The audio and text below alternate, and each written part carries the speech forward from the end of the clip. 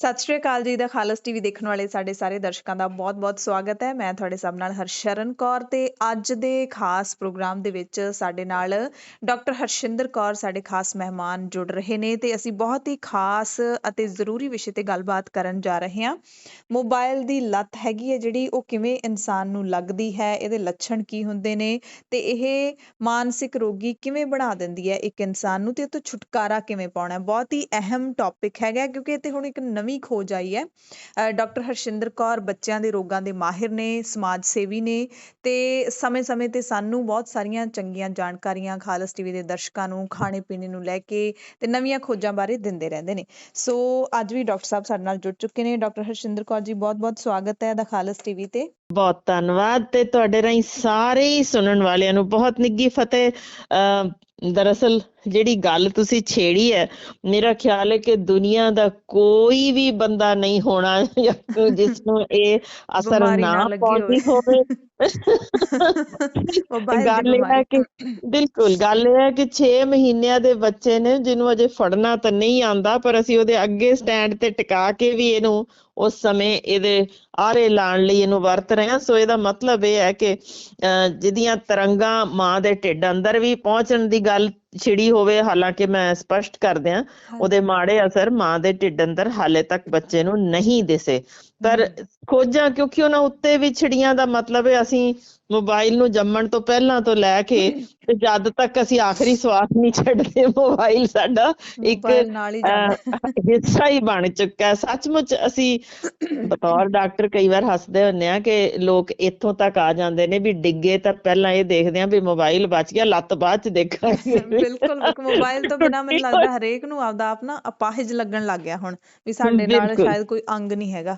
ਬਿਲਕੁਲ ਸਹੀ ਕਹਿੰਦੇ ਹੋ ਗੱਲ, ਪਰ ਉੱਥੇ ਮੁੱਕਦੀ ਹੈ ਕਿ ਜਦੋਂ ਸਾਨੂੰ ਉਹਦੇ ਨਾਲ ਜੁੜੇ ਕੁਝ ਨੁਕਸ ਦਿਸਣ। ਸਭ ਤੋਂ ਪਹਿਲਾਂ ਦੁਨੀਆ ਦਾ, ਤੁਸੀਂ ਬੜੇ ਹੈਰਾਨ ਹੋਵੋਗੇ, ਇੱਕ ਕੇਸ ਜੋ ਸਾਹਮਣੇ ਆਇਆ ਸੀ, ਕਿਉਂਕਿ ਉਦੋਂ ਤੱਕ ਪਤਾ ਹੀ ਨਹੀਂ ਸੀ ਕਿ ਮੋਬਾਈਲ ਵਰਤਣਾ ਜਾਂ ਆਮ ਰੂਟੀਨ ਜੋ ਅਸੀਂ ਕਰਦੇ ਹਾਂ ਕਿ ਮੋਬਾਈਲ ਨਾ ਤਾਂ ਸਿਰਫ ਫੋਨ ਲਈ ਬਲਕਿ ਵਿੱਚ ਫੇਸਬੁੱਕ ਵੀ, ਵਿੱਚ ਜੋ ਵੀ ਤੁਸੀਂ ਟਵਿੱਟਰ ਕੀ ਜਾਂ ਸਾਰਾ ਕੁਝ ਵਰਤਦੇ ਹਾਂ ਤੇ ਅਸੀਂ ਬਹੁਤੀ ਵਾਰ ਇਹਦੇ ਵਿੱਚ ਕੁਛ ਜਾਣਕਾਰੀ ਲੈਣੀ ਹੋਏ ਤਾਂ ਵੀ ਅਸੀਂ ਇੰਟਰਨੈਟ ਖੋਲ ਲੈਂਦੇ ਹਾਂ। ਫਿਰ ਉਸ ਤੋਂ ਬਾਅਦ ਜਦੋਂ ਰਾਹ ਦੇਖਣਾ ਹੋਏ GPS ਖੋਲ ਲੈਂਦੇ ਹਾਂ ਤੇ ਫਿਰ ਅਸੀਂ ਕੋਈ ਖਬਰ ਸੁਣਨੀ ਹੈ ਤਾਂ ਇਹਨੂੰ ਖੋਲ ਲੈਂਦੇ ਹਾਂ, ਜਾਂ ਫਿਰ ਕੋਈ ਗੀਤ ਸੰਗੀਤ ਹੈ ਤਾਂ ਅਸੀਂ ਉਹ ਪਾਸਿਓਂ ਫਿਰ ਐਪਸ ਡਾਊਨਲੋਡ ਕਰ ਲੈਂਦੇ ਹਾਂ।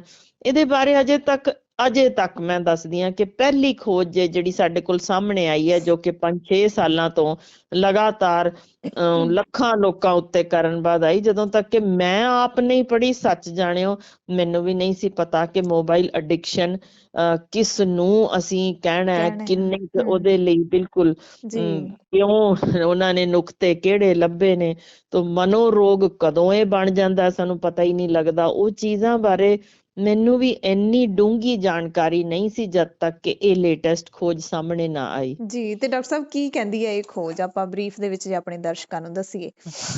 ਬਿਲਕੁਲ, ਅਸਲ 'ਚ ਜਿਹੜੀ ਖੋਜ ਆਈ ਸੀ ਉਹ ਸਭ ਤੋਂ ਪਹਿਲਾਂ ਮਜ਼ੇਦਾਰ ਜੋ ਕਿੱਸਾ ਇਹ ਹੋਇਆ ਸੀ ਕਿ ਇੱਕ ਛੋਟਾ ਬੱਚਾ ਦੇਖਿਆ ਗਿਆ ਸੀ 1.5 ਸਾਲ ਦਾ ਜੀ, ਕਿ ਉਹਦੇ ਤੋਂ ਜਦੋਂ ਮੋਬਾਈਲ ਉਹ ਦੇਖਦਾ ਰਹਿੰਦਾ ਸੀ, ਵਿੱਚੋਂ ਕਾਰਟੂਨ ਚੱਲਦੇ, ਜਦੋਂ ਖੋਇਆ ਜਾਂਦਾ ਸੀ ਤਾਂ ਉਹ ਬੜੇ ਵਾਇਲੈਂਟ ਤਰੀਕੇ ਬਿਹੇਵ ਕਰਦਾ ਸੀ, ਅਜੀਬ ਤਰੀਕੇ ਦੇ ਟੈਂਪਰ ਟੈਂਟਰਮਸ ਕਰਨੇ, ਉਹਨੇ ਸਿਰ ਮਾਰਨਾ ਕੰਧਾਂ 'ਚ ਤੇ ਬਹੁਤ ਅਜੀਬ ਤਰੀਕੇ ਉਹਦਾ ਬਿਹੇਵੀਅਰ ਸ਼ੁਰੂ ਹੋ ਗਿਆ ਸੀ। ਜਦੋਂ ਮੋਬਾਈਲ ਵਾਪਸ ਫੜਾਉਂਦੇ ਸਨ ਫਿਰ ਠੀਕ, ਤੇ ਜਦੋਂ ਹੀ ਫੜਨਾ ਉਸ ਤੋਂ ਫਿਰ ਉਹੀ ਹਾਲ 'ਚ। ਸੋ ਉੱਥੋਂ ਜਦੋਂ ਨਜ਼ਰੀ ਪਿਆ ਤਾਂ ਹੌਲੀ ਹੌਲੀ ਇਹ ਅੰਦਰ ਸਾਰਿਆਂ ਦੇ ਵਿੱਚ ਜਦੋਂ ਝਾਤ ਮਾਰੀ ਗਈ ਵੀ ਕਿਸੇ ਨਾ ਕਿਸੇ ਨੂੰ ਕਿਵੇਂ ਨਾ ਕਿਵੇਂ ਕੋਈ ਪਰਸਨੈਲਿਟੀ ਡਿਸਆਰਡਰ ਜਾਂ ਸਟ੍ਰੈਸ ਜਾਂ ਹੋਰ ਕਈ ਚੀਜ਼ਾਂ ਸੀ। ਸੋ ਉਹਨਾਂ ਨੇ ਮਨੋਰੋਗ ਮਾਹਿਰਾਂ ਨੇ, ਜੋ ਹੁਣ ਆਪਾਂ ਖੋਜ ਦੀ ਬਰੀਫ ਡਿਟੇਲ ਕਰਦੇ ਹਾਂ, ਵੀ 11 ਨੁਕਤੇ ਇਸ਼ਾਰਾ ਕੀਤਾ ਉਹਨਾਂ ਨੇ ਲੱਭ ਕੇ ਕਿ ਕੀ ਇਹਨਾਂ ਨਾਲ ਨੁਕਸਾਨ ਤਾਂ ਨਹੀਂ ਹੋਣਾ ਸ਼ੁਰੂ ਹੋ ਗਿਆ।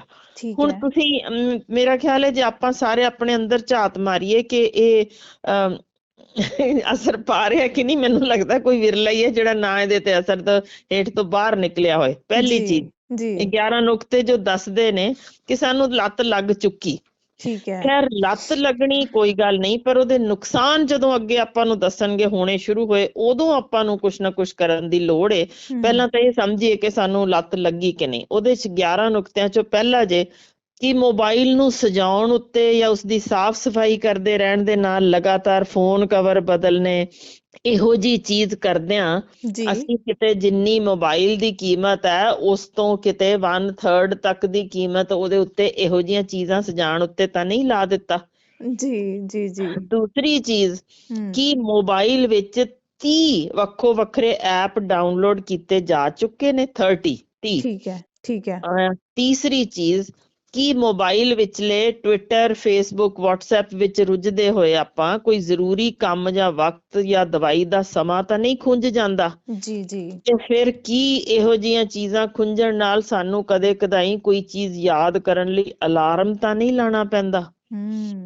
ਜੀ। ਫਿਰ ਚੌਥਾ ਕਿ ਮੋਬਾਈਲ ਬਾਰੇ ਜਾਣਕਾਰੀ ਲੈਣ ਲਈ, ਯਾਨੀ ਅਸੀਂ ਇੰਨੇ ਕੇਸ 'ਚ ਰੁੱਝ ਗਏ ਹਾਂ ਕਿ ਇਹਦੇ ਵਿੱਚ ਆਹ ਚੀਜ਼ ਕਿਵੇਂ ਲੱਭਣੀ ਹੈ, ਉਹਦੇ ਬਾਰੇ ਮੋਬਾਈਲ ਰਾਹੀਂ ਤਾਂ ਨਹੀਂ ਅਸੀਂ ਇੰਟਰਨੈਟ ਤੋਂ ਲੱਭਦੇ ਵੀ ਇਸ ਮੋਬਾਈਲ 'ਚੋਂ ਆਹ ਚੀਜ਼ ਦੀ ਜੇ ਅਸੀਂ ਲੱਭਣਾ ਤਾਂ ਉਹਦੇ ਲਈ ਇੰਟਰਨੈਟ ਤੋਂ ਵੀ ਜਾਣਕਾਰੀ ਲੈਣੀ ਸ਼ੁਰੂ ਕਰ ਦਈਏ ਕਿ ਇਹਦੇ ਵਿੱਚ ਕਿਵੇਂ ਡਾਊਨਲੋਡ ਕਰਨਾ, ਇਹਦੇ ਵਿੱਚ ਕਿਵੇਂ ਡਾਊਨਲੋਡ ਲੱਭਣਾ, ਜਾਂ ਇਹਦੇ ਵਿੱਚ ਕਿੱਥੇ ਚਲਾ ਗਿਆ ਸੀ ਫਾਈਲ ਮੈਨੇਜਰ ਕਿਵੇਂ ਯੂਜ਼ ਕਰਨਾ। ਇਹੋ ਜਿਹੀ ਚੀਜ਼ ਕਿਤੇ ਮੋਬਾਈਲ 'ਚੋਂ ਤਾਂ ਨਹੀਂ ਅਸੀਂ ਲੱਭਦੇ, ਇਹਨੂੰ ਕਿਵੇਂ ਲੱਭਣਾ। ਜੀ। ਫਿਰ ਇੰਪੋਰਟੈਂਟ ਹੈ ਵੀ ਕੀ ਰੋਜ਼ ਦਾ ਮਿਲਿਆ ਡਾਟਾ ਪੂਰਾ ਵਰਤ ਲੈਂਦੇ ਆ। ਤੇ ਫਿਰ ਕੀ ਟੈਕਸਟ ਮੈਸੇਜ ਸਾਡੇ ਦਿਨ ਦਾ 1/4 ਹਿੱਸਾ ਤਾਂ ਨਹੀਂ ਖਾ ਰਹੇ। ਜੀ। ਫਿਰ ਸਭ ਤੋਂ ਮਹੱਤਵਪੂਰਨ ਕਿ ਕੀ ਸਾਡੇ ਫੋਨ ਦੀ ਬੈਟਰੀ ਪੂਰਾ ਸਾਰਾ ਦਿਨ 24 ਘੰਟੇ ਲੰਘਾ ਜਾਂਦੀ ਹੈ, ਕਿ ਕਿਤੇ ਦੂਜੀ ਵਾਰ ਚਾਰਜ ਤਾਂ ਨਹੀਂ ਕਰਨਾ ਪੈਂਦਾ। ਮੈਂ ਨਾ ਤੁਹਾਨੂੰ ਸੱਚ ਆਪਣੇ ਅੰਦਰ ਝਾਤ ਮਾਰ ਕੇ ਵੇਖਾਂ ਤਾਂ ਇੰਨਾ ਕੁ ਸਾਨੂੰ ਡਾਕਟਰੀ ਵਿਸ਼ੇ ਲਈ ਕਈ ਵਾਰ ਕਿਸੇ ਦਾ ਐਕਸਰੇ ਜਾਂ ਕਿਸੇ ਦਾ ਹੋਰ ਬੱਚੇ ਬਾਰੇ ਪਤਾ ਲਾਣਾ ਜਾਂ ਬਹੁਤ ਕੁਝ ਡਾਊਨਲੋਡ ਕਰਨਾ ਪੈਂਦਾ। 3 ਵਾਰ ਵੀ ਕਈ ਵਾਰ ਚਾਰਜ ਪੂਰਾ ਕਰਨਾ ਪੈ ਜਾਂਦਾ। ਸੋ ਮੈਨੂੰ ਵੀ ਇਹ ਮਹਿਸੂਸ ਹੋਇਆ ਕਿ ਕਾਫੀ ਵਰਤੋਂ ਵੱਧ ਹੋ ਰਹੀ ਹੈ। ਸੋ ਉਹਨਾਂ ਨੇ ਇੱਕ ਵਾਰ ਦੀ ਮਤਲਬ ਉਹਨਾਂ ਨੇ ਤਾਂ ਇਹ ਲਾਈਨ ਲਿਖੀ ਹੈ ਕਿ ਕਿਤੇ ਦੂਜੀ ਵਾਰ ਚਾਰਜ ਤਾਂ ਨਹੀਂ ਕਰਨਾ ਪੈਂਦਾ। ਜੀ ਬਿਲਕੁਲ। ਇੰਪੋਰਟੈਂਟ ਚੀਜ਼ ਉਹਨਾਂ ਨੇ ਲਿਖਿਆ ਕਿ ਕੀ ਕਿਸੇ ਥਾਂ ਤੇ ਪਹੁੰਚ ਕੇ ਸਭ ਤੋਂ ਪਹਿਲਾਂ ਚਾਰਜਰ ਲਾਉਣ ਦੀ ਥਾਂ ਤਾਂ ਨਹੀਂ ਲੱਭਦੇ ਵੀ ਹੈਗਾ ਕਿ ਨਹੀਂ। ਇਹ ਤਾਂ ਸਾਰੇ ਹੀ ਕਰਦੇ ਆ ਮੈਨੂੰ ਲੱਗਦਾ। ਇਸੇ ਲਈ ਮੈਂ ਦੱਸਿਆ ਵੀ ਅਡਿਕਸ਼ਨ ਤਾਂ ਉਹਨਾਂ ਨੇ ਆਲਮੋਸਟ 99% ਡਿਕਲੇਅਰ ਕੀਤੀ ਪਈ ਹੈ। ਪਰ ਚਲੋ ਉਸ ਤੋਂ ਅੱਗੇ ਜਦੋਂ ਮਾੜੇ ਅਸਰ ਦਿਸਦੇ ਨੇ, ਪਹਿਲਾਂ ਮੈਂ ਅਡਿਕਸ਼ਨ ਦੀਆਂ ਪੂਰੀਆਂ ਦੱਸ ਦੇਵਾਂ ਕਿ 8ਵਾਂ ਉਹਨਾਂ ਨੇ ਦਿੱਤੀ ਹੋਈ ਹੈ ਜੋ ਗੱਲ, ਉਹੀ ਜੋ ਆਪਾਂ ਸ਼ੁਰੂ ਹੀ ਕੀਤੀ ਸੀ ਕਿ ਫੋਨ ਹੱਥੋਂ ਡਿੱਗ ਜਾਣ ਉੱਤੇ ਦਿਲ ਦੀ ਧੜਕਣ ਰੁਕੀ ਤਾਂ ਨਹੀਂ ਇੱਕਦਮ ਜਾਪਦੀ, ਤੇ ਕੀ ਸਕਰੀਨ ਟੁੱਟ ਜਾਣ ਉੱਤੇ ਰਿਪੇਅਰ ਲਈ ਜਦੋਂ ਮੋਬਾਈਲ ਦਿੱਤਾ ਜਾਂਦਾ ਤਾਂ ਰਾਤ ਦੀ ਨੀਂਦਰ ਉੱਤੇ ਫਰਕ ਪੈਂਦਾ ਕੋਈ ਵੀ ਮੇਰਾ ਕੋਈ ਜ਼ਰੂਰੀ ਅੰਗ ਰਹਿ ਗਿਆ, ਉਹ ਪਤਾ ਨਹੀਂ ਕੀ ਕੁਛ ਉਹਦੇ 'ਚ ਹੋ ਗਿਆ ਹੋਣਾ, ਘਬਰਾਹਟ ਤਾਂ ਨਹੀਂ ਮਹਿਸੂਸ ਹੁੰਦੀ। ਫਿਰ 9ਵੀਂ ਕਿਸਮ ਸੀ ਕਿ ਕੀ ਤੁਸੀਂ ਦੋਸਤਾਂ ਆਪਣਿਆਂ ਨਾਲ ਬੈਠਿਆਂ ਕਿਤੇ ਮੋਬਾਈਲ ਫੋਨ ਦੀਆਂ ਕਿਸਮਾਂ ਬਾਰੇ ਜਾਂ ਇੱਕ ਦੂਜੇ ਦੇ ਮੋਬਾਈਲ ਦੀ ਬਣਤਰ ਜਾਂ ਉਹਦੀ ਕਿਸਮ ਜਾਂ ਕੋਈ ਨਵੇਂ ਐਪ ਬਾਰੇ ਜ਼ਿਕਰ ਕਰਦੇ ਰਹਿੰਦੇ ਹੋ। ਫਿਰ 10ਵਾਂ ਸੀ ਕਿ ਜਦੋਂ ਕੰਮ ਉੱਤੇ ਜਾਂ ਘਰੋਂ ਬਾਹਰ ਜਾਣ ਲੱਗਿਆ ਖਾਣਾ ਤੁਸੀਂ ਜਦੋਂ ਨਿਕਲੇ ਹੋ ਕਿਤੇ, ਜਾਂ ਤੁਸੀਂ ਫਰਜ਼ ਕਰੋ ਡਿਨਰ ਤੇ ਗਏ ਹੋ ਤੇ ਘਰ ਫੋਨ ਰਹਿ ਗਿਆ ਤੁਹਾਡਾ ਗਲਤੀ ਨਾਲ, ਤਾਂ ਕੀ ਉਸੇ ਸਮੇਂ ਉਹ ਕੰਮ ਛੱਡ ਕੇ ਵਾਪਸ ਦੌੜਦੇ ਹੋ ਵੀ ਫੋਨ ਲੈਣਾ ਜ਼ਰੂਰੀ ਹੈ। ਜੀ ਚੱਲੇ ਸੀ ਖਾਣਾ ਖਾ ਕੇ ਆ ਹੀ ਜਾਵਾਂਗੇ, ਪਰ ਨਹੀਂ ਪਹਿਲਾਂ ਫੋਨ ਜ਼ਰੂਰੀ ਹੈ, ਵਾਪਸ ਆਓ। ਇਹ ਵੀ ਇੱਕ ਅਡਿਕਸ਼ਨ ਜੇ। ਫਿਰ ਕੀ ਉਸ ਸਮੇਂ ਯਾਨੀ ਤੁਸੀਂ ਜਿਹੜੀ ਸਭ ਤੋਂ ਇੰਪੋਰਟੈਂਟ ਤੇ 11ਵਾਂ ਪੁਆਇੰਟ ਇਹ ਹੈ ਵੀ ਕੀ ਤੁਹਾਨੂੰ ਗੁਸਲਖਾਨੇ 'ਚ ਜਾਣ ਲੱਗਿਆ ਮੋਬਾਈਲ ਨੂੰ ਨਾਲ ਲੈ ਕੇ ਜਾਣਾ ਪੈਂਦਾ ਜਾਂ ਕੀ ਸੁੱਤੇ ਉੱਠੇ ਸਭ ਤੋਂ ਪਹਿਲਾਂ ਮੋਬਾਈਲ ਚੁੱਕਣ ਨੂੰ ਮਨ ਉਕਸਾਉਂਦਾ ਵੀ ਕੀ ਹੋ ਗਿਆ ਰਾਤ ਨੂੰ। ਬਿਲਕੁਲ। ਇਹ ਚੀਜ਼ਾਂ ਨੇ ਜੋ ਸਾਨੂੰ ਸ਼ੋ ਕਰਦੀਆਂ ਵੀ ਉਹ ਸਹੀ ਕਹਿੰਦੇ ਨੇ ਵੀ 99% ਲੋਕ ਅਡਿਕਸ਼ਨ ਵਾਕਈ ਹੋ ਚੁੱਕੀ ਹੈ। ਸਹੀ ਗੱਲ ਹੈ। ਹੁਣ ਇਹਨਾਂ ਚੋਂ ਕਿੰਨੇ ਲੱਛਣ ਤਾਂ ਮੈਂ ਆਪਦੇ 'ਚ ਹੀ ਦੇਖ ਲਏ ਮੈਨੂੰ ਲੱਗਦਾ। ਇੱਕ ਪਤਾ ਨੀ ਕੰਮ ਇਹੋ ਜਿਹਾ ਕੁਛ ਕਿ ਫੋਨ ਤੋਂ ਬਿਨਾਂ ਸਰਦਾ ਹੀ ਨਹੀਂ ਹੈ। ਬਿਲਕੁਲ, ਮੈਂ ਉਹੀ ਕਹਿ ਰਹੀ ਹਾਂ ਕਿ ਭਾਵੇਂ ਅਸੀਂ ਡਾਕਟਰ ਹੋਈਏ, ਭਾਵੇਂ ਕੋਈ ਇੰਜੀਨੀਅਰ ਹੈ, ਭਾਵੇਂ ਕੋਈ, ਮੈਨੂੰ ਲੱਗਦਾ ਕਿ ਤੁਹਾਡਾ ਤਾਂ ਮਿੰਟ ਵੀ ਨਹੀਂ ਸਰਦਾ ਕਿ ਕਿਹੜੀ ਨਵੀਂ ਖਬਰ ਜਾਂ ਕੀ ਆ ਗਿਆ। ਮਤਲਬ ਅਡਿਕਸ਼ਨ ਅਸੀਂ ਮੰਨ ਰਹੇ ਹਾਂ ਜੋ ਉਹਨਾਂ ਨੇ ਇਹ ਫੈਕਟਸ ਦਿੱਤੇ ਕਿ ਸਾਨੂੰ ਹਨ, ਕਿਉਂਕਿ ਉਹਨਾਂ ਨੇ ਇਹ ਕਿਹਾ ਕਿ ਇਹ ਸਾਰੇ ਸਾਰੇ 11 ਵਿੱਚੋਂ ਜੇ 8 ਵੀ ਤੁਸੀਂ ਮੰਨਦੇ ਹੋ ਤੁਹਾਡੇ 'ਚ ਨੇ ਤਾਂ ਇਹਦਾ ਮਤਲਬ ਹੈ ਕੰਸੀਡਰ ਕਰੋ you are addicted to mobile. Waheguru. ਹੁਣ ਉਹਦੇ ਵਿੱਚ ਅੱਗੋਂ ਕੀ ਕਹਿੰਦੇ ਨੇ ਕਿ ਇਹ ਅਡਿਕਸ਼ਨ ਜਦੋਂ ਯਾਨੀ ਕਦੋਂ ਸਾਨੂੰ ਫਿਕਰ ਕਰਨ ਦੀ ਲੋੜ ਹੈ, ਉਹ ਇਹ ਹੈ ਕਿ ਜਦੋਂ ਇਹ ਕਿਸੇ ਤਰ੍ਹਾਂ ਦੇ ਰੋਗ ਦਾ ਬੀਜ ਬੋ ਦਿੰਦੀ ਹੈ। ਹੁਣ ਉਹਦੇ ਕੀ ਲੱਛਣ ਨੇ, ਬੜੇ ਇੰਟਰਸਟਿੰਗ ਨੇ ਉਹ ਵੀ। ਇਹਨਾਂ ਤੋਂ ਅੱਗੇ ਮਤਲਬ ਤੁਸੀਂ ਸਮਝੋ ਸਟੈਪ 1 ਜੇ ਜਿਹਦੇ ਵਿੱਚ ਤੁਹਾਨੂੰ ਪਤਾ ਲੱਗ ਜਾਣਾ ਚਾਹੀਦਾ ਵੀ ਸਾਨੂੰ ਮੋਬਾਈਲ ਦੇ ਮਾੜੇ ਅਸਰ ਸ਼ੁਰੂ ਹੋਏ ਤੇ ਹੁਣ ਅਸੀਂ ਬਚ ਜਾਈਏ। ਇਹਨੂੰ ਅੱਗੋਂ ਆਪਾਂ ਪ੍ਰੀਵੈਂਸ਼ਨ ਦੀ ਗੱਲ ਕਰਾਂਗੇ, ਪਰ ਉਹ ਦੇਖੋ ਕੀ ਨੇ, ਬੜੇ ਉਹ ਵੀ ਕਮਾਲ ਨੇ। ਕਈ ਤੁਸੀਂ ਦੇਖੋਗੇ ਜੇ ਸੱਚ ਦਿਲ ਉੱਤੇ ਹੱਥ ਰੱਖ ਕੇ ਮੰਨੀਏ ਤਾਂ ਉਹਨਾਂ 'ਚ ਕੁਛ ਲੱਗਦਾ ਵੀ ਸਾਡੇ 'ਚ ਹਨ, ਅਸੀਂ ਸ਼ੁਰੂਆਤ ਮਤਲਬ ਉਹਦੀ ਬੀਜ ਬੋਏ ਜਾ ਚੁੱਕੇ ਨੇ। ਹੁਣ ਉਹਦੇ ਵਿੱਚ ਕੀ, ਬੇਲੋੜੀ ਚਿੰਤਾ, ਕਿ ਅਸੀਂ ਸਟ੍ਰੈਸ ਛੇਤੀ ਲੈ ਲੈਂਦੇ ਹਾਂ ਕਿ ਇਹ ਹੋਇਆ, ਧੜਕਨ ਇੱਕਦਮ ਤੇਜ਼ ਹੋਈ, ਫਿਰ ਥੱਲੇ, ਫਿਰ ਤੇਜ਼। ਯਾਨੀ ਦਿਨ 'ਚ ਕਈ ਵਾਰ ਅਸੀਂ ਇਸ ਤਰ੍ਹਾਂ ਦਾ ਸਟ੍ਰੈਸ, ਜਾਂ ਕਿ ਅਸੀਂ ਜ਼ਿੰਦਗੀ ਨੂੰ ਥੋੜਾ ਆਰਾਮ ਨਾਲ ਕੈਜੂਅਲ ਵੀ ਲੈ ਰਹੇ ਹਾਂ, ਜਾਂ ਸਾਨੂੰ ਸਟ੍ਰੈਸ ਹੋ ਜਾਂਦਾ ਵੀ ਅਗਲਾ ਤੇਜ਼ ਨਹੀਂ ਜਾ ਰਿਹਾ, ਮੈਂ ਪਹੁੰਚਣਾ ਸੀ, ਫਟਾਫਟ ਚੱਲ, ਇਹ ਕਿਉਂ ਅੜ ਗਿਆ, ਜਲਦੀ ਕਰ, ਉਹ ਰੈੱਡ ਲਾਈਟ ਕਿਉਂ ਨਹੀਂ ਛੇਤੀ ਹੋ ਰਹੀ। ਕੀ ਅਸੀਂ ਇਹੋ ਜਿਹਾ ਸਟ੍ਰੈਸ ਫੀਲ ਕਰਨਾ ਸ਼ੁਰੂ ਕਰ ਦਿੱਤਾ ਤਾਂ ਉਹਦਾ ਮਤਲਬ ਹੈ ਅਸੀਂ ਸਟੈਪ 1 ਪਹੁੰਚ ਚੁੱਕੇ ਹਾਂ। ਠੀਕ ਹੈ। ਹੁਣ ਇਹੀ ਛੇਤੀ ਘਬਰਾਹਟ ਜੋ ਹੋ ਜਾਣੀ ਇਹ ਮਾਇਨੇ ਰੱਖਦੀ। ਇਸੇ ਤਰ੍ਹਾਂ ਹੀ ਸਾਨੂੰ ਸਿਰ ਪੀੜ ਰਹਿਣ ਲੱਗ ਪੈਣੀ ਜੀ, ਇੱਕਦਮ ਭੜਕ ਜਾਣਾ, ਉਹ ਕੀ ਗੱਲ ਹੈ ਤੂੰ ਸੁਣਦਾ ਕਿਉਂ ਨਹੀਂ, ਯਾਨੀ ਐਵੇਂ ਇੱਕਦਮ ਬੋਲ ਪੈਣਾ ਕਿਸੇ ਨੂੰ, ਜਾਂ ਫਿਰ ਨਿੱਕੀ ਨਿੱਕੀ ਗੱਲ ਤੇ ਛੇਤੀ ਗੁੱਸਾ ਆਉਣ ਲੱਗ ਪੈਣਾ ਜੀ, ਕੀ ਹੈ ਤੂੰ ਕੰਮ ਕਿਉਂ ਨਹੀਂ ਚੱਜ ਨਾਲ ਕਰ ਰਿਹਾ, ਇਸ ਤਰ੍ਹਾਂ। ਯਾਨੀ ਫਿਰ ਦੂਜੇ ਵਿਰੁੱਧ ਭੱਦੀ ਸ਼ਬਦਾਵਲੀ ਵਰਤਣੀ, ਇਹ ਇੱਕ ਉਹਨਾਂ ਨੇ ਸਟੈਪ 1 ਡਿਜ਼ੀਜ਼ ਦੀ ਮੈਂਸ਼ਨ ਕੀਤਾ ਕਿ ਸਾਡੇ ਪੰਜਾਬੀਆਂ ਨੂੰ ਤਾਂ ਮੇਰੇ ਖਿਆਲ ਮਾਂ ਜਾਂ ਭੈਣ ਤੋਂ ਬਗੈਰ ਸ਼ਾਇਦ ਗੱਲ ਕਰਨੀ ਆਉਂਦੀ ਨਹੀਂ, ਪਰ ਉਹਦੇ ਵਿੱਚ ਲਿਖਿਆ ਇਹ ਹੈ ਕਿ ਦੂਜੇ ਵਿਰੁੱਧ ਭੱਦੀ ਸ਼ਬਦਾਵਲੀ ਵਰਤਣੀ ਦਾ ਮਤਲਬ ਹੈ ਤੁਸੀਂ ਆਲਰੇਡੀ ਇੱਕ ਕਿਸਮ ਦੇ ਮਾਨਸਿਕ ਰੋਗ ਦੀ ਸਟੈਪ 1 ਤੇ ਚੜ ਚੁੱਕੇ ਹੋ। ਫਿਰ ਇੱਕ ਹੋਰ ਚੀਜ਼ ਬੜੀ ਇੰਟਰਸਟਿੰਗ ਜੋ ਤੁਸੀਂ ਆਪਾਂ ਮੋਬਾਈਲ ਵਿੱਚ ਵੀ ਤੇ ਅਸੀਂ ਇੰਟਰਨੈਟ ਵਿੱਚ ਜਦੋਂ ਫੇਸਬੁੱਕਾਂ ਤੇ ਵੇਖਦੇ ਹਾਂ, ਉਹ ਇੱਕ ਕਿਸਮ ਦਾ ਮਾਨਸਿਕ ਰੋਗ ਦਾ ਸਟੈਪ 1 ਜੇ, ਜਿੱਥੇ ਲਿਖਿਆ ਹੁੰਦਾ ਕਿ ਦੂਜੇ ਨੂੰ ਭੰਡ ਕੇ ਮਨ ਅੰਦਰ ਤਸੱਲੀ ਮਹਿਸੂਸ ਹੋਣੀ। ਤੁਸੀਂ ਵੇਖਦੇ ਹੋਗੇ ਬੜੇ ਬੇਹੂਦਾ ਕਈ ਵਾਰ ਕੋਈ ਦਿੰਦੇ ਨੇ ਕਿਸੇ ਵੀ ਟਾਕ ਦੇ ਥੱਲੇ ਜਾਂ ਕੋਈ ਪ੍ਰੋਗਰਾਮ ਚੱਲ ਰਹੇ ਦੇ ਥੱਲੇ, ਜੋ ਕਿ ਆਪਣੇ ਵੱਲੋਂ ਵੀ ਆਪਣੀ ਐਗਜ਼ਿਸਟੈਂਸ ਸ਼ੋ ਕਰਨ ਲਈ ਹੀ ਕਈ ਵਾਰ ਕੋਈ ਨਾ ਕੋਈ ਨੁਕਤਾ ਥੱਲੇ ਪੁਆਇੰਟ ਪਾਉਂਦੇ ਨੇ ਜਦੋਂ YouTube ਦੇ ਉੱਤੇ, ਤਾਂ ਉਹ ਅਸਲ ਵਿੱਚ ਸਟੈਪ 1 ਮਾਨਸਿਕ ਰੋਗੀ ਬਣਦੇ ਜਾ ਰਹੇ ਨੇ। ਯਾਨੀ ਦੂਜੇ ਨੂੰ ਭੰਡ ਕੇ ਉਹ ਤਸੱਲੀ ਮਨ 'ਚ ਮਹਿਸੂਸ ਕਰਦੇ ਨੇ ਜੀ। ਫਿਰ ਪੱਠਿਆਂ 'ਚ ਪੀੜ ਰਹਿਣ ਲੱਗ ਜਾਣੀ, ਫਿਰ ਨਜ਼ਰ ਜੇ ਘਟਣ ਲੱਗ ਗਈ ਹੈ, ਜਾਂ ਕੁਛ ਅਜੀਬ ਜੀਆਂ ਕਈ ਵਾਰ ਆਵਾਜ਼ਾਂ ਸੁਣਾਈ ਦੇਣੀਆਂ, ਜਾਂ ਖੁਰਕ ਜੀ ਕਈ ਵਾਰ ਹੋ ਜਾਣੀ ਵੀ ਵਾਰ-ਵਾਰ ਸਕਿਨ ਦੀ ਪ੍ਰੋਬਲਮ ਹੁੰਦੀ ਪਈ ਹੈ। ਫਿਰ ਨੀਂਦਰ ਪੂਰੀ ਨਾ ਆਉਣੀ, ਸ਼ਰਾਬ ਪੀਣੀ ਸ਼ੁਰੂ ਕਰ ਦੇਣੀ, ਸਿਗਰਟ ਨੋਸ਼ੀ ਵਗੈਰਾ। ਇਹ ਚੀਜ਼ਾਂ ਨੇ ਜੋ ਉਹਨਾਂ ਨੇ ਕਿਹਾ ਕਿ ਜੇ ਤੁਸੀਂ ਇਸ ਤਰ੍ਹਾਂ ਦੀਆਂ ਸ਼ੁਰੂ ਕਰ ਚੁੱਕੇ ਹੋ ਤਾਂ ਤੁਸੀਂ ਰਿਸਕ ਤੇ ਹੋ, ਤੁਹਾਨੂੰ ਪਈ ਇਹ ਹੋ ਸਕਦਾ ਸਟੈਪ 1 ਤੇ ਹੋ, ਤੁਸੀਂ ਪੂਰੀ ਤਰ੍ਹਾਂ ਠੀਕ ਹੋ ਸਕਦੇ ਹੋ।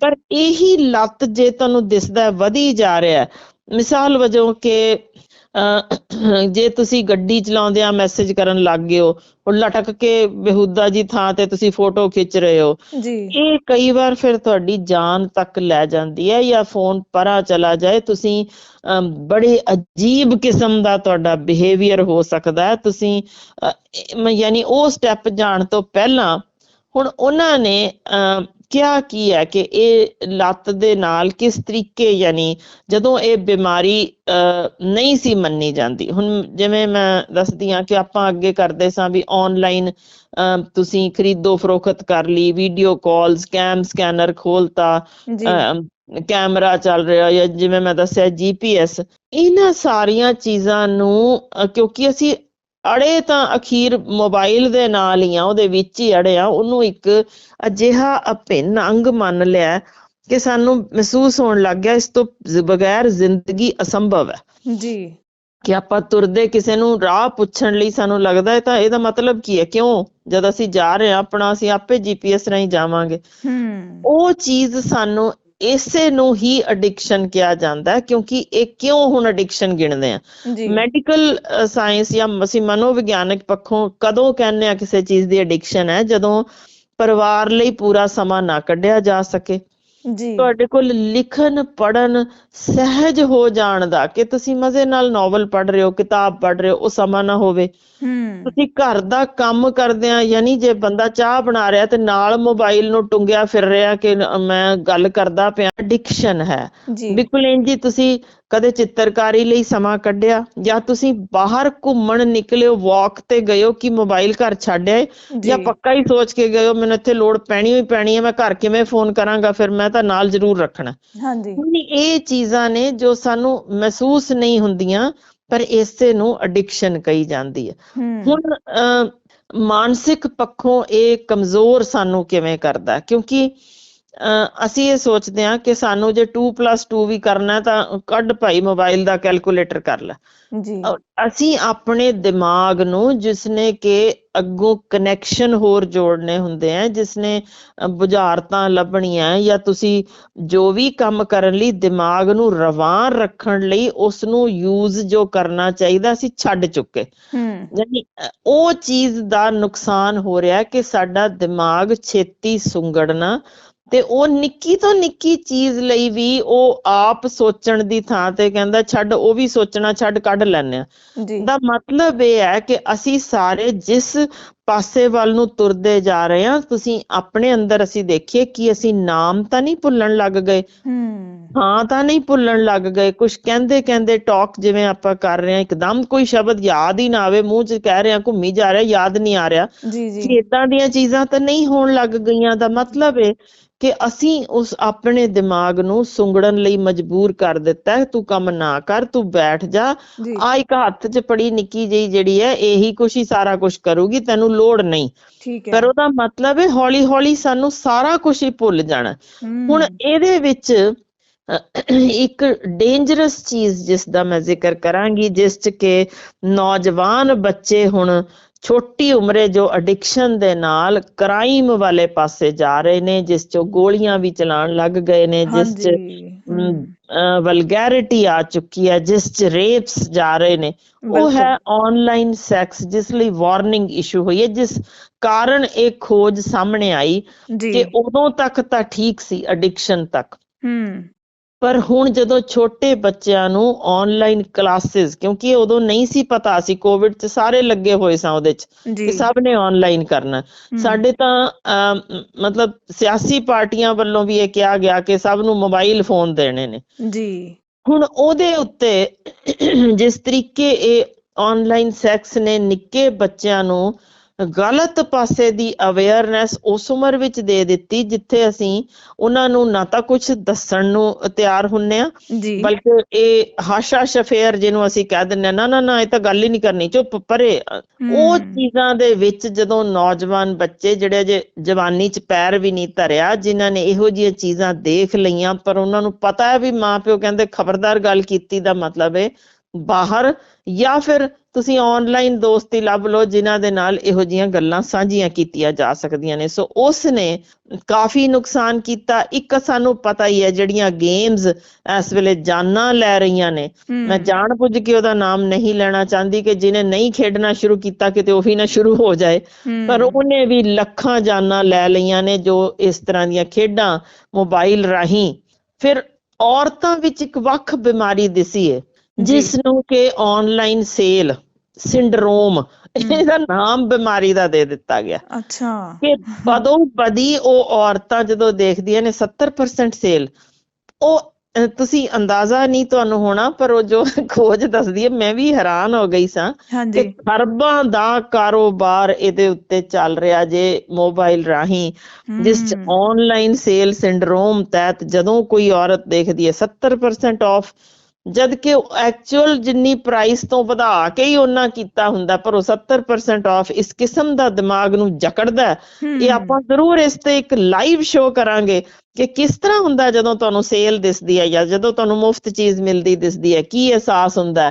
ਜ਼ਰੂਰ ਕਰਾਂਗੇ ਤਾਂ ਕਿ ਇਹ ਜੋ ਸਿਆਸੀ ਚਲਿੱਤਰ ਇਸ ਵੇਲੇ, ਖਿਮਾ ਕਰਿਓ ਬਹੁਤ ਸਖਤ ਸ਼ਬਦ ਹੈ, ਪਰ ਇਹ ਜੋ ਵਰਤੇ ਜਾ ਰਹੇ ਨੇ, ਕਿਵੇਂ ਡੁਬਾਇਆ ਜਾ ਰਿਹਾ, ਕਿਵੇਂ ਸਾਡੇ ਦਿਮਾਗ ਤੇ ਉਹ ਵੀ ਅਸਰ ਕਰਦਾ। ਆਪਾਂ ਅਗਲੀ ਜ਼ਰੂਰ ਪ੍ਰੋਗਰਾਮ, ਮੈਂ ਕਿਹਾ ਕੋਸ਼ਿਸ਼ ਕਰਾਂਗੇ ਲਾਈਵ ਕਰੀਏ, ਸਾਰਿਆਂ ਨੂੰ ਨਾਲ ਲਈਏ।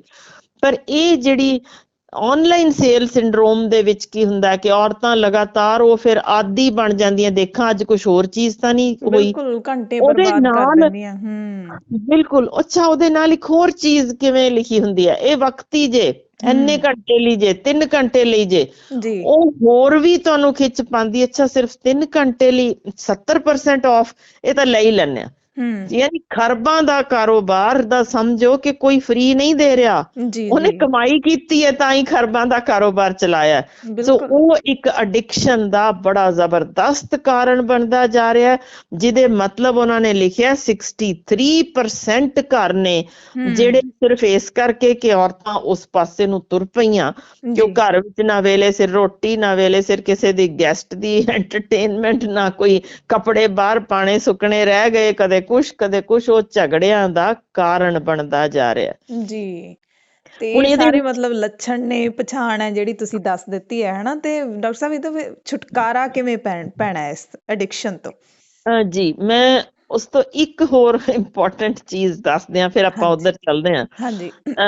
ਇਹਦੇ ਚ ਇੱਕ ਹੋਰ ਅਜੀਬ ਕਿਸਮ ਦਾ ਮਾਨਸਿਕ ਰੋਗ ਜੇ, ਉਹ ਵੀ ਜਿਹੜਾ ਸ਼ਾਇਦ ਪਤਾ ਹੀ ਨਹੀਂ ਲੋਕਾਂ ਨੂੰ, ਉਹ ਹੁੰਦਾ ਕਿ ਤੁਸੀਂ ਸੈਲਫੀਆਂ ਖਿੱਚ ਕੇ ਪਾਈ ਜਾਣੀਆਂ। ਇਹ ਇੱਕ ਬੜਾ, ਯਾਨੀ ਇਹਨੂੰ ਡਿਜ਼ੀਜ਼ ਨਾਮ, ਬਿਮਾਰੀ ਮੰਨ ਲਿਆ ਗਿਆ ਹੈ ਇਹਨੂੰ। ਇੰਨੀ ਇਹ ਐਡਵਾਂਸਡ ਚੀਜ਼ ਨਿਕਲ ਆਈ ਹੈ ਕਿ ਲੋਕ ਪਾਗਲਪਨ ਦੀ ਹੱਦ ਤੱਕ ਜਾਂਦੇ ਆ। ਮੇਰਾ 1 ਮਿਲੀਮੀਟਰ ਦਾ ਮੂੰਹ ਇੱਧਰ ਘੁਮਾਇਆ, ਮੂੰਹ ਇੱਧਰ ਘੁਮਾਇਆ, ਬੁੱਲ ਕੱਢੇ, ਮੈਂ ਉੱਪਰ ਨੂੰ ਕੀਤਾ, ਥੱਲੇ ਕੀਤਾ, ਤੇ 70 ਸੈਲਫੀਆਂ ਉਹ ਇਮੀਡੀਏਟਲੀ 1 ਮਿੰਟ ਦੇ ਵਿੱਚ ਹੀ ਉੱਪਰ ਚੜਾਈ ਜਾਂਦੇ ਨੇ ਐਜ਼ ਇਫ ਉਹਨਾਂ ਤੋਂ ਬਗੈਰ ਜ਼ਿੰਦਗੀ ਮੁਕੰਮਲ ਹੀ ਨਹੀਂ ਕਿਸੇ ਦੀ ਹੋ ਸਕਦੀ। ਬਿਲਕੁਲ, ਜਿਵੇਂ ਕਹਿੰਦਾ 70 ਸੈਲਫੀਆਂ, ਤੇ ਫਿਰ ਉਹਦੇ ਵਿੱਚੋਂ ਚੁਣਦੇ ਨੇ ਵੀ ਕਿਹੜੀ ਵਧੀਆ ਆਈ ਹੈ ਜੀ, ਟਾਈਮ ਕਿੰਨਾ ਖਰਾਬ। ਬਿਲਕੁਲ, ਉਹ ਮਾਨਸਿਕ ਰੋਗ ਮੰਨ ਲਿਆ ਗਿਆ। ਹੁਣ ਉਹਦੇ ਵਿੱਚ ਇਹ ਜਿਵੇਂ ਹੁਣ ਇਹਨੂੰ mobile phone induction craving scale ਬਣ ਚੁੱਕੀ ਹੈ। ਇਸ ਤੋਂ ਹੁਣ ਆਪਾਂ ਨੂੰ, ਜਿਵੇਂ ਤੁਸੀਂ ਦੱਸਿਆ ਕਿ ਟ੍ਰੀਟਮੈਂਟ ਕਿਵੇਂ ਕਰਨੀ ਹੈ, ਉਸ ਟ੍ਰੀਟਮੈਂਟ ਤੋਂ ਪਹਿਲਾਂ ਹਰ ਕਿਸੇ ਨੂੰ, ਕਿਉਂਕਿ ਇਹ ਜਿਹੜਾ mobile phone induction craving scale ਦੇ ਵਿੱਚ ਕਿੰਨੇ ਲੈਵਲ ਤੇ ਆਉਂਦੇ ਹੋ, ਉਹਦੇ ਹਿਸਾਬ ਨਾਲ ਤੁਸੀਂ ਆਪਣੀ ਇਹਨੂੰ ਇਸ ਤੋਂ ਬਚਾਅ ਕਰਨਾ ਜੇ। ਕਿਉਂਕਿ ਜੇ ਨਾ ਕੀਤਾ, ਜਿਹੜੇ ਇਸ ਤਰੀਕੇ ਦੇ ਲੋਕ, ਕਈ ਵਾਰ ਉਹਨਾਂ ਦੀਆਂ ਫੋਟੋਗ੍ਰਾਫਸ ਤੇ ਕੋਈ ਭੱਦੇ ਮੈਸੇजेस ਆ ਜਾਣ ਤਾਂ ਸਾਡੇ ਕੋਲ ਅਸੀਂ ਕੇਸ ਦੇਖੇ ਨੇ ਕਿ ਖੁਦਕੁਸ਼ੀ ਤੱਕ ਕਰਨ ਦੀ ਤੱਕ ਚਲੇ ਜਾਂਦੇ ਨੇ ਲੋਕ, ਇੰਨਾ ਪਾਗਲਪਨ ਦੀ ਹੱਦ ਤੱਕ ਇਹ ਚੀਜ਼ ਕ੍ਰੇਵਿੰਗ ਜੋ ਇਹਦੀ ਹੋਈ ਪਈ ਹੈ। ਸੋ ਉਹਨੂੰ ਪਹਿਲਾਂ ਤਾਂ ਇਹ ਸਵਾਲ ਆਪਣੇ ਆਪ ਨੂੰ ਪੁੱਛੋ ਕਿ ਸਾਨੂੰ ਟ੍ਰੀਟਮੈਂਟ ਦੀ ਲੋੜ ਹੈ, ਕਿਉਂਕਿ ਇਹ ਇਲਾਜ ਦਾ ਵੀ ਇੱਕ ਹਿੱਸਾ ਹੈ। ਹੁਣ ਇਹ ਇਲਾਜ ਵੀ ਹੈ ਤੇ ਤੁਸੀਂ ਉਹ ਕ੍ਰੇਵਿੰਗ ਸਕੇਲ ਵੀ ਆਪਣੀ ਮੈਯਰ ਕਰਨੀ ਹੈ ਕਿ ਇਹਦੇ ਇਲਾਜ ਦੇ ਨਾਲ ਮਤਲਬ ਹੈ ਕਿ ਕੀ ਅਸੀਂ 1 ਦਿਨ ਮੋਬਾਈਲ ਤੋਂ ਬਗੈਰ ਲੰਘਾ ਸਕਦੇ ਹਾਂ। ਇਹ ਟ੍ਰੀਟਮੈਂਟ ਵੀ ਹੈ ਪਰ ਉਹਦੇ ਵਿੱਚ ਕ੍ਰੇਵਿੰਗ ਦੇਖੀਏ ਕਿ ਕੀ ਅਸੀਂ ਪਹਿਲਾਂ ਹੀ ਕਰ ਸਕਦੇ ਹਾਂ ਤਾਂ ਅਸੀਂ ਆਪ ਨੂੰ ਠੀਕ ਕਰ ਸਕਾਂਗੇ। ਨਹੀਂ ਫਿਰ ਇਹਦਾ ਦਵਾਈਆਂ ਵੀ ਨੇ, ਪ੍ਰੋਪਰ ਇਹਦੀ ਸਾਈਕੋਥੈਰੇਪੀ ਵੀ ਹੈ। ਤੇ ਸਾਡੇ ਕੋਲ ਕੇਸਿਸ ਨੇ ਹਾਲੀਵੁੱਡ ਦੇ ਵਿੱਚ ਵੀ, ਕਈ ਐਕਟਰਸ, ਜੇ ਤੁਸੀਂ ਧਿਆਨ ਕੀਤਾ ਹੋਏ ਕਦੇ ਇਸ ਖਬਰ ਦੇ ਵਿੱਚ, ਕਿ ਉਹਨਾਂ ਨੂੰ ਕੰਪਲਸਰੀ 15 ਦਿਨ ਲਈ ਸਾਰੀਆਂ ਚੀਜ਼ਾਂ ਬੰਦ ਕਰਾਈਆਂ ਗਈਆਂ। ਉਹ ਇੰਨਾ ਮਾਨਸਿਕ ਰੋਗੀ ਹੋ ਗਏ ਸਨ, ਇੰਨਾ ਸਟ੍ਰੈਸ ਦੇ ਅੰਡਰ ਕਿ ਨੀਂਦਰ ਵੀ ਉੱਡ ਗਈ, ਘਬਰਾਹਟ ਵੀ ਰਹਿਣ ਲੱਗ ਗਈ ਸੀ। ਸੋ ਉਹਨਾਂ ਨੂੰ ਮੋਬਾਈਲ ਫੋਨਸ, ਫੇਸਬੁੱਕ, ਇੰਟਰਨੈਟ, ਸਾਰਾ ਟਵਿੱਟਰ ਤੋਂ ਸਭ ਆਫ ਕਰਕੇ 15 ਦਿਨ ਲਈ ਰੱਖਿਆ ਗਿਆ ਤਾਂ ਉਹ ਨਾਰਮਲ ਹੋ ਸਕੇ। ਸੋ ਇਹ ਚੀਜ਼ਾਂ ਨੇ ਕਿ ਜਦੋਂ ਤੁਹਾਨੂੰ ਲੱਗੇ ਮੈਂ ਸਟ੍ਰੈਸਫੁਲ ਹੋ ਗਿਆ, ਮੈਂ ਬਹੁਤ ਮਾੜਾ ਬੋਲਣ ਲੱਗ ਗਿਆ, ਖਿਜਣ ਲੱਗ ਗਿਆ, ਤਾਂ ਕੀ ਅਸੀਂ 1 ਦਿਨ ਮੋਬਾਈਲ ਤੋਂ ਬਗੈਰ ਰਹਿ ਸਕਦੇ ਹਾਂ? ਇਹ ਸੈਲਫ ਟ੍ਰੀਟਮੈਂਟ ਹੈ, ਤੁਸੀਂ ਆਪ ਘਰ ਕਰ ਸਕਦੇ ਹੋ। ਫਿਰ ਕੀ ਹੋਰ ਕੁਝ ਵੀ ਨਹੀਂ ਤਾਂ ਕੀ ਮੈਂ ਇਹ ਪੱਕਾ ਕਰ ਸਕਦਾ ਕਿ ਮੈਂ ਗੁਸਲਖਾਨੇ ਜਦੋਂ ਜਾਣਾ ਤਾਂ ਕਦੇ ਵੀ ਮੋਬਾਈਲ ਨਾਲ ਨਹੀਂ ਹੋਏਗਾ? ਫਿਰ ਕੀ ਰਾਤ ਸੌਣ ਲੱਗਿਆ ਮੈਂ ਮੋਬਾਈਲ ਸਵਿਚ ਆਫ ਕਰ ਸਕਦਾ? ਸਾਇਲੈਂਟ ਤੇ ਨਾ ਹੋਵੇ, ਸਵਿਚ ਆਫ ਹੋਵੇ। ਕਿ ਮੈਂ ਬੰਦ ਕਰ ਸਕਦਾ, ਕਿ ਮੈਂ ਸੋਚ ਸਕਦਾ ਵੀ ਮੈਂ ਸਵੇਰੇ ਭਾਈ ਹੋ ਸਕਦਾ ਮਾਰੀ ਜਾਵਾਂ, ਮੈਂ ਰਾਤ ਨੂੰ ਉੱਠਾਂ ਸਵੇਰੇ ਨਾ, ਤਾਂ ਕੀ ਇਹ ਬੰਦ ਹੋ ਸਕਦਾ ਇੱਕ ਰਾਤ ਲਈ? ਤਾਂ ਫਿਰ ਜੇ ਰੈਗੂਲਰ ਅਸੀਂ ਨਾਈਟ ਆਫ ਕਰ ਸਕਦੇ ਹਾਂ, ਅਸੀਂ ਇਹਦੀ ਐਡਿਕਸ਼ਨ ਤੋਂ ਬਚ ਸਕਦੇ ਹਾਂ। ਫਿਰ ਕੀ ਮੈਂ ਹਰ ਚੀਜ਼ ਜੋ ਪੜ੍ਹਨੀ ਚਾਹਨਾ ਉਹ ਹਮੇਸ਼ਾ ਹੀ ਮੋਬਾਈਲ 'ਚ ਹੋਏਗਾ, ਜਾਂ ਮੈਂ ਕਦੇ ਕਦੇ ਕਿਤਾਬ ਵੀ ਫੜ ਕੇ ਪੜ੍ਹ ਸਕਦਾ? ਯਾਨੀ ਜੇ ਅਸੀਂ ਇੱਕ ਅੱਧ ਵੀ ਟੌਪਿਕ ਕਹੀਏ ਵੀ ਇਹ ਮੈਂ ਕਿਤਾਬ 'ਚੋਂ ਪੜ੍ਹ ਲੈਣਾ, ਮੋਬਾਈਲ 'ਚੋਂ ਨਹੀਂ ਪੜ੍ਹਨਾ, ਜੇ ਕਰ ਸਕਦੇ ਹਾਂ ਬਹੁਤ ਵਧੀਆ। ਇਹਦਾ ਮਤਲਬ ਹੈ ਤੁਸੀਂ ਐਡਿਕਸ਼ਨ ਤੋਂ ਬਚ ਸਕਦੇ ਹੋ। ਫਿਰ ਕੀ ਮੈਂ ਜਦੋਂ ਬਹੁਤ ਸਟ੍ਰੈਸ 'ਚ ਹੋਵਾਂ ਜਾਂ ਬਿਮਾਰ ਹਾਂ ਬਹੁਤ ਜ਼ਿਆਦਾ, ਤੇ ਮੇਰਾ ਹਾਲ ਇਹ ਹੈ ਕਿ ਪਾਸਾ ਵੀ ਨਹੀਂ ਲਿਆ ਜਾਂਦਾ, ਕਿ ਮੈਂ ਉਦੋਂ 2-3 ਦਿਨ ਲਈ ਆਪਣਾ ਟਵਿੱਟਰ, ਫੇਸਬੁੱਕ, ਵਟਸਐਪ ਬੰਦ ਕਰ ਸਕਦਾ? ਭਾਈ ਜੇ ਜ਼ਿੰਦਾ ਰਿਹਾ ਫਿਰ ਆ ਜਾਵਾਂਗਾ, ਪਰ ਮੈਂ 3 ਦਿਨ ਲਈ ਬੰਦ ਕਰਤਾ। ਫਿਰ ਇੱਕ ਹੋਰ ਚੀਜ਼ ਕਿ ਕੀ ਮੈਂ ਮੋਬਾਈਲ ਵਿੱਚ ਅਲਾਰਮ ਲਾਉਣ ਦੀ ਥਾਂ ਆਪ ਕੰਮ ਕੁਛ ਜਿਹੜਾ ਕਰਨਾ ਸੀ ਉਹਦਾ ਸਮਾਂ ਯਾਦ ਰੱਖ ਸਕਦਾ? ਯਾਨੀ ਆਪਾਂ ਪੁਰਾਣੇ ਸਮਿਆਂ ਵਿੱਚ ਵੀ ਕਈ ਵਾਰ ਸਟਿੱਕਰ ਲਾ ਕੇ ਰੱਖ ਦਿੰਦੇ ਹੁੰਦੇ ਸਾਂ ਵੀ ਆਹ ਕੰਮ ਇਸ ਵੇਲੇ ਕਰਨਾ, ਤੇ ਉਹ ਲੰਘਦਿਆਂ ਨਜ਼ਰ ਪੈ ਜਾਂਦੀ ਸੀ। ਉਹੀ ਚੀਜ਼ ਅੱਜ ਵੀ ਕਰ ਸਕਦੇ ਹਾਂ। ਉਹ ਕੀ ਅਲਾਰਮ ਤੋਂ ਅਸੀਂ ਬਚ ਸਕਦੇ ਹਾਂ? ਤਾਂ ਇਹ ਵੀ ਇੱਕ ਬਹੁਤ ਤਗੜੀ ਗੱਲ ਹੈ, ਅਸੀਂ ਐਡਿਕਸ਼ਨ ਤੋਂ ਨਿਕਲ ਸਕਾਂਗੇ। ਫਿਰ ਕੀ ਮੈਂ ਸਿਰਫ ਕਸਰਤ ਕਰਦਿਆਂ ਜਾਂ ਰੋਟੀ ਖਾਂਦਿਆਂ 10 ਮਿੰਟ ਲਈ ਕੀ ਮੈਂ ਉਦੋਂ ਫੋਨ ਬੰਦ ਕਰ ਸਕਦਾ? ਜੇ ਉਹ ਸਮਾਂ ਵੀ ਮੈਂ ਰੋਟੀ ਆਰਾਮ ਨਾਲ ਖਾ ਲਈ, ਉਹਦੇ ਵਿੱਚ ਵੀ ਫੋਨ ਨਹੀਂ ਵੱਜਿਆ, ਜਾਂ ਮੈਂ ਕਸਰਤ ਕਰ ਰਿਹਾ ਲੱਗੀਆਂ ਹੁੰਦੀਆਂ ਜੀ, ਜਾਂ ਮੈਂ ਕਸਰਤ ਕਰ ਰਿਹਾ ਕਿ ਰੋਟੀ ਮੇਰੀ ਮੂੰਹ 'ਚ ਗਈ ਕਿ ਨੱਕ 'ਚ ਵੜ ਗਈ ਜਾਂ ਉੱਤੇ ਰੁੜ ਗਈ, ਪਰ ਮੋਬਾਈਲ ਜ਼ਰੂਰ ਚੱਲਣਾ, ਉਹ ਚੀਜ਼ ਜੇ ਬੰਦ ਕਰ ਸਕੀਏ ਤਾਂ ਸੱਚਮੁੱਚ ਅਸੀਂ ਇਸ ਐਡਿਕਸ਼ਨ ਤੋਂ ਆਪੇ ਹੀ ਬਚ ਸਕਦੇ ਹਾਂ। ਫਿਰ ਇੰਟਰਸਟਿੰਗ ਚੀਜ਼ ਕਿ ਕੀ ਤੁਸੀਂ ਦੋਸਤਾਂ ਨਾਲ ਬੈਠੇ ਹੋ ਜਾਂ ਕਿਸੇ ਬਹੁਤ ਪਿਆਰੇ ਇਨਸਾਨ ਨਾਲ ਬੈਠੇ ਹੋ, ਕਿ ਉਦੋਂ ਵੀ ਤੁਹਾਨੂੰ ਸਾਇਲੈਂਟ ਕਰਕੇ ਨਾਲ ਉੱਧਰ ਝਾਤ ਮਾਰਨੀ ਪੈਂਦੀ, ਕੋਈ ਆ ਤਾਂ ਨਹੀਂ ਗਿਆ? ਯਾਨੀ ਓਨਾ ਸਮਾਂ ਕੀ ਜ਼ਿੰਦਗੀ ਜੀ ਸਕਦੇ ਹੋ ਕਿ ਤੁਸੀਂ ਅਸੀਂ ਜ਼ਰੂਰੀ ਦੋਸਤਾਂ ਨਾਲ ਬੈਠੇ ਹਾਂ ਭਾਈ, 10 ਮਿੰਟ ਠਹਿਰ ਕੇ ਹੁਣ ਜਿਹੜਾ ਵੀ ਫੋਨ ਆਇਆ ਉਡੀਕ ਲਊਗਾ, ਕੋਈ ਗੱਲ ਨਹੀਂ, ਇੰਨੀ ਕੁ ਚੀਜ਼ ਕਰਨੀ ਸ਼ੁਰੂ ਕਰ ਦਈਏ ਤਾਂ ਉਹ ਤੁਸੀਂ ਦੋਸਤ ਨਾਲ ਜੋ ਇੰਜੋਇਮੈਂਟ ਕਰੋਗੇ, ਵਰਨਾ ਉਹਦੇ 'ਚ ਵੀ 1 ਮਿੰਟ ਰੁਕੀ ਯਾਰਾ ਫੋਨ ਆ ਗਿਆ ਜ਼ਰੂਰੀ, ਆ ਜੇ ਕਰ ਰਹੇ ਹਾਂ ਤਾਂ ਇਹ ਠੀਕ ਨਹੀਂ ਹੈ। ਯਾਨੀ ਬਹੁਤ ਸਿੰਪਲ ਜੀਆਂ ਗੱਲਾਂ ਨੇ ਇਹ, ਜਿਹਦੇ ਨਾਲ ਆਪਾਂ ਐਡਿਕਸ਼ਨ ਤੋਂ ਬਚ ਸਕਦੇ ਹਾਂ। ਫਿਰ ਜੇ ਇਸ ਤੋਂ ਨਹੀਂ ਅਸੀਂ ਟਿਕ ਸਕਦੇ ਜਾਂ ਸਾਨੂੰ ਤਣਾਅ ਬਹੁਤ ਜ਼ਿਆਦਾ ਹੋ ਰਿਹਾ, ਸਟ੍ਰੈਸਫੁਲ ਹੋ ਗਏ ਹਾਂ, ਨੀਂਦ ਨਹੀਂ ਠੀਕ ਆਉਂਦੀ, ਘਬਰਾਹਟ ਲੈਣ ਲੱਗ ਗਈ ਹੈ, ਜਾਂ ਬਹੁਤ ਇੰਪੋਰਟੈਂਟ ਕਿ ਤੁਹਾਡਾ ਸਿਰ ਪੀੜ ਰਹਿਣ ਲੱਗ ਗਿਆ ਲਗਾਤਾਰ, ਨਜ਼ਰ ਘਟਣ ਲੱਗ ਗਈ, ਬਲੱਡ ਪ੍ਰੈਸ਼ਰ ਵਧਣ ਲੱਗਿਆ, ਜਾਂ ਕੋਈ ਸ਼ੂਗਰ ਦੀ ਜਾਂ ਕੋਈ ਹੋਰ ਰੋਗ ਲੱਗਣ ਲੱਗਾ, ਫਿਰ ਜ਼ਰੂਰੀ ਜੇ ਕਿ ਤੁਹਾਨੂੰ ਡਾਕਟਰ ਦੀ ਸਲਾਹ ਲੈਣੀ, ਫਿਰ ਉਹਦੇ ਅਕੋਰਡਿੰਗਲੀ ਟ੍ਰੀਟਮੈਂਟ ਵੀ ਕਰਨੀ ਪਏਗੀ। ਸੋ ਇਹ ਜ਼ਰੂਰੀ ਜੇ।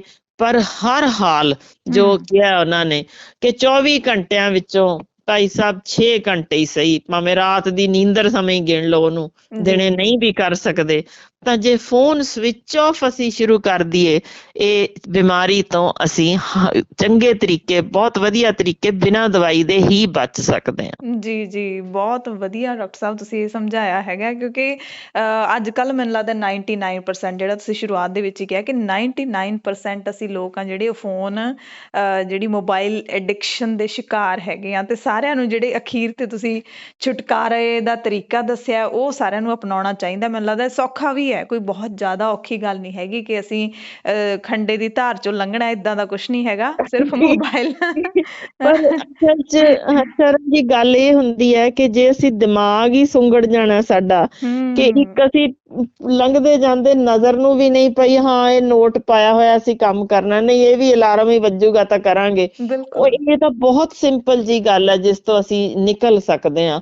ਜਾਂ ਦੋਸਤਾਂ ਨਾਲ ਬੈਠਿਆਂ 10 ਮਿੰਟ ਫੋਨ ਆਫ ਕਰਨਾ ਕੋਈ ਇੰਨੀ ਵੀ ਨਹੀਂ ਆਖਰ ਜਿਹੜੀ ਨਾ ਕਰ ਸਕੀਏ, ਪਰ ਜੋ ਨਹੀਂ ਕਰ ਸਕਦੇ ਤਾਂ ਸਾਨੂੰ ਪਤਾ ਹੈ ਵੀ ਅਸੀਂ ਆਲਰੇਡੀ ਡਿਜ਼ੀਜ਼ ਪਾਲ ਲਈ ਹੈ, ਤੇ ਜੇ ਇਹੋ ਜਿਹਾ ਤਣਾਅ ਸਾਨੂੰ 10 ਸਾਲ ਉਮਰ ਛੋਟੀ ਕਰ ਦਵੇ, ਭਾਈ ਇਹ ਜ਼ਿੰਦਗੀ ਤਾਂ ਫੇਰ ਵੀ ਤੁਰਨੀ ਹੈ, ਮੋਬਾਈਲ ਉੱਥੇ ਹੀ ਰਹਿ ਜਾਣਾ, ਅਸੀਂ ਉਹ ਹੀ ਨਹੀਂ ਹੋਣਾ, ਤਾਂ ਆਪਾਂ ਕਿਉਂ ਨਾ ਉਹ ਜ਼ਿੰਦਗੀ ਥੋੜੀ ਜਿਹੀ ਵੱਧ ਜੀ ਲਈਏ ਤੇ ਹਾਸੇ ਠੱਠੇ ਵਿੱਚ ਵੀ ਸਗੋਂ ਗੁਜ਼ਾਰੀਏ, ਥੋੜਾ ਜ਼ਿੰਦਗੀ ਜੀ ਲਈਏ। ਨਾਲੇ ਬਿਲਕੁਲ ਹੁਣ ਤੁਸੀਂ ਅਲਾਰਮ ਦੀ ਗੱਲ ਕੀਤੀ ਹੈ, ਬਹੁਤ ਸਾਰੇ ਆਪਣੇ ਦਰਸ਼ਕ ਇਹ ਸੋਚਦੇ ਹੋਣਗੇ ਕਿ ਅਸੀਂ ਤਾਂ ਉੱਠਦੇ ਹੀ ਅਲਾਰਮ ਨਾਲ ਆ, ਉਹ ਮੈਨੂੰ ਲੱਗਦਾ ਕਿ ਆਪਣਾ ਜਿਹੜਾ ਦਿਮਾਗ ਹੈ ਨਾ, ਜੇ ਆਪਾਂ ਮੈਂ ਵੀ ਅਜ਼ਮਾ ਕੇ ਬਿਲਕੁਲ ਦੇਖਦੀ ਹੁੰਨੀ ਆ ਕਿ ਜੇ ਅਸੀਂ ਰਾਤ ਨੂੰ ਕੀਰਤਨ ਸੋਹਲੇ ਦਾ ਪਾਠ ਜਿਹੜੇ ਵੀ ਧਰਮ ਨਾਲ ਸੰਬੰਧਿਤ ਨੇ ਆਪਣੇ ਰੱਬ ਨੂੰ ਯਾਦ ਕਰਕੇ ਸੌਂਦੇ ਨੇ ਤੇ ਕਹਿਣਗੇ ਮੈਂ ਸਵੇਰੇ ਇੰਨੇ ਵਜੇ ਉੱਠਣਾ, 19 ਵਜੇ ਜਾਗ ਆ ਜਾਂਦੀ ਹੈ। ਉਹ ਵੱਖਰੀ ਗੱਲ ਹੈ ਕਿ ਅਸੀਂ ਰਜਾਈ ਜਾਣ ਬੁੱਝ ਕੇ ਦੱਬੀ ਰੱਖਦੇ ਆ ਵੀ ਅਲਾਰਮ ਵੱਜੂ ਫੇਰ ਉੱਠਾਂਗੇ।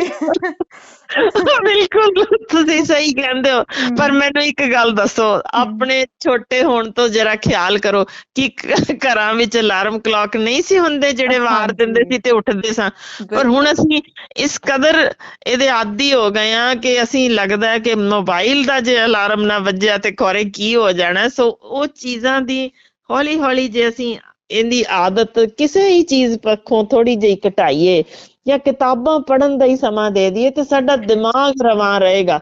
ਇਹ ਨਾ ਹੋਏ 72 ਬਣ ਕੇ ਸਾਰੇ ਜਣੇ ਭੁੱਲੇ ਬੈਠੇ ਹੋਈਏ ਤੇ ਮੋਬਾਈਲ ਤੇ ਉਦੋਂ ਚੇਤੇ ਹੀ ਨਹੀਂ ਰਹਿਣਾ ਚੀਜ਼ ਕੀ ਹੈ। ਸਹੀ ਗੱਲ ਹੈ, ਸਹੀ ਗੱਲ ਹੈ ਡਾਕਟਰ ਸਾਹਿਬ। ਸੋ ਜਾਂਦੇ ਜਾਂਦੇ ਤੁਸੀਂ ਜਿਹੜਾ ਫਿਰ ਨੁਸਖਾ ਦੱਸਦੇ ਹੁੰਦੇ ਹੋ ਉਹ ਜ਼ਰੂਰ ਦੱਸ ਦਿਓ। ਬਿਲਕੁਲ ਬਿਲਕੁਲ, ਦੇਖੋ ਜੀ ਉਹ ਮੈਂ ਹਮੇਸ਼ਾ ਹੀ ਕਹਿਣਾ ਕਿ ਜੇ ਅਸੀਂ ਇੱਕ ਹੋਰ ਜਣੇ ਦਾ ਭਲਾ ਨਹੀਂ ਕਰ ਸਕਦੇ ਤਾਂ ਫਿਰ ਜ਼ਿੰਦਗੀ ਫਜ਼ੂਲ ਹੈ। ਕਿਉਂ ਨਾ ਆਪਾਂ ਦੋਸਤ ਜੇ ਬਣਾਉਣੇ ਨੇ ਤਾਂ ਉਹਨੂੰ ਵੀ ਨੇਕ ਸਲਾਹ ਦਿਆਂਗੇ ਤਾਂ ਬੜਾ ਇੱਜ਼ਤ ਵੀ ਕਰਦਾ, ਪਿਆਰ ਵੀ ਕਰਦਾ, ਤੁਹਾਡਾ ਆਪਣਾ ਹੀ ਬਣ ਜਾਂਦਾ ਕਿ ਇਹਨੂੰ ਮੇਰਾ ਫਿਕਰ ਸੀ। ਸੋ ਅਸੀਂ ਬੇਨਤੀ ਇਹੋ ਕਰਦੇ ਹਾਂ ਕਿ ਸ਼ੇਅਰ ਕਰਿਓ ਆਪਣੇ ਪਿਆਰਿਆਂ ਦੇ ਨਾਲ, ਆਪਣੇ ਦੁਸ਼ਮਣਾਂ ਨਾਲ ਵੀ, ਤਾਂ ਕਿ ਉਹਨਾਂ ਨੂੰ ਵੀ ਉਹ ਲੱਗੇ ਕਿ ਅਸੀਂ ਜੇ ਬਚਣਾ ਤਾਂ ਇਹੋ ਢੰਗ ਹੈ। ਤੇ ਫਿਰ ਤਾਂ ਹੀ ਮੇਰਾ ਖਿਆਲ ਹੈ ਉਸ ਦੁਸ਼ਮਣ ਦੇ ਮਨ ਵਿੱਚ ਵੀ ਪਿਆਰ ਜਾਗੇਗਾ ਕਿ ਇਹਨੂੰ ਮੇਰਾ ਫਿਕਰ ਹੈ। ਤਾਂ ਇਸੇ ਤਰ੍ਹਾਂ ਦਾ ਤਰੀਕਾ ਹੁੰਦਾ ਜਿਵੇਂ ਅਸੀਂ ਦੋਸਤੀਆਂ, ਤੇ ਜਿੰਨੀਆਂ ਦੋਸਤੀਆਂ ਵੱਧ ਹੋਣਗੀਆਂ ਦੁਆਵਾਂ ਵੱਧ ਹੋ ਜਾਂਦੀਆਂ, ਤੇ ਲੰਮੀ ਜ਼ਿੰਦਗੀ ਦਾ ਰਾਜ਼ ਦੱਸ ਰਹੇ ਹਾਂ ਤੇ ਫਿਰ ਕਿਉਂ ਨਾ ਸ਼ੇਅਰ ਕਰੀਏ ਤਾਂ ਕਿ ਹੋਰਨਾਂ ਨੂੰ ਵੀ ਇਹ ਲੱਤ ਚੋਂ ਕੱਢ ਕੇ ਆਪਾਂ ਸਾਰੇ ਇੱਕ ਦੂਜੇ ਨਾਲ ਮਿਲ ਕੇ ਹੱਸ ਤਾਂ ਸਕੀਏ। ਤੇ ਹਮੇਸ਼ਾ ਇੱਕੋ ਹੀ ਦੁਆ ਹੁੰਦੀ ਹੈ ਕਿ ਸ਼ੇਅਰ ਵੀ ਕਰੋ ਤੇ ਨਾਲੋਂ ਨਾਲ ਖੁਸ਼ੀਆਂ ਤੇ ਖੇੜੇ ਵੰਡੋ। ਤੇ ਸਾਡੀ ਤਾਂ ਦੁਆ ਇਹੋ ਹੁੰਦੀ ਹੈ, ਮੇਰੇ ਵੱਲੋਂ, ਡਾਕਟਰ ਹਰਸ਼ਿੰਦਰ ਵੱਲੋਂ ਤੇ ਇੱਕ ਪਿਆਰੀ ਜਿਹੀ ਹਰਸ਼ਰਨ ਵੱਲੋਂ ਇੱਕੋ ਹੀ ਦੁਆ ਸਾਡੇ ਦੋਨਾਂ ਵੱਲੋਂ ਹੁੰਦੀ ਹੈ, ਖੁਸ਼ ਰਹੋ, ਤੰਦਰੁਸਤ ਰਹੋ, ਆਬਾਦ ਰਹੋ। ਬਿਲਕੁਲ ਬਿਲਕੁਲ ਡਾਕਟਰ ਸਾਹਿਬ, ਬਹੁਤ ਬਹੁਤ ਧੰਨਵਾਦ ਤੁਹਾਡਾ ਸਾਡੇ ਨਾਲ ਜੁੜਨ ਦੇ ਲਈ। ਸੋ ਅਗਲੀ ਵਾਰੀ ਫੇਰ ਖੋਜ ਪ੍ਰੋਗਰਾਮ ਦੇ ਵਿੱਚ ਤੁਹਾਨੂੰ ਹੋਰ ਕੋਈ ਖੋਜ ਹੈ ਜਿਹੜੀ ਉਹ ਡਾਕਟਰ ਸਾਹਿਬ ਦੇ ਜ਼ਰੀਏ ਦੱਸਾਂਗੇ। ਤੇ ਡਾਕਟਰ ਸਾਹਿਬ ਤੁਸੀਂ ਵੀ ਆਪਣਾ ਧਿਆਨ ਰੱਖਿਓ। ਡਾਕਟਰ ਹਰਸ਼ਿੰਦਰ ਕੌਰ ਸਾਡੇ ਲਈ ਬਹੁਤ ਟਾਈਮ ਕੱਢਦੇ ਨੇ, ਉਹਦੇ ਲਈ ਅਸੀਂ ਸਾਰੇ ਦੇਣਾ ਨਹੀਂ ਦੇ ਸਕਦੇ, ਨਾ ਖਾਲਸ ਟੀਵੀ ਵਾਲੇ ਨਾ ਹੀ ਸਾਡੇ ਦਰਸ਼ਕ। ਧੰਨਵਾਦ, ਬਹੁਤ ਬਹੁਤ ਧੰਨਵਾਦ। ਜੀ ਸਤਿ ਸ਼੍ਰੀ ਅਕਾਲ ਜੀ। ਸਤਿ ਸ਼੍ਰੀ ਅਕਾਲ।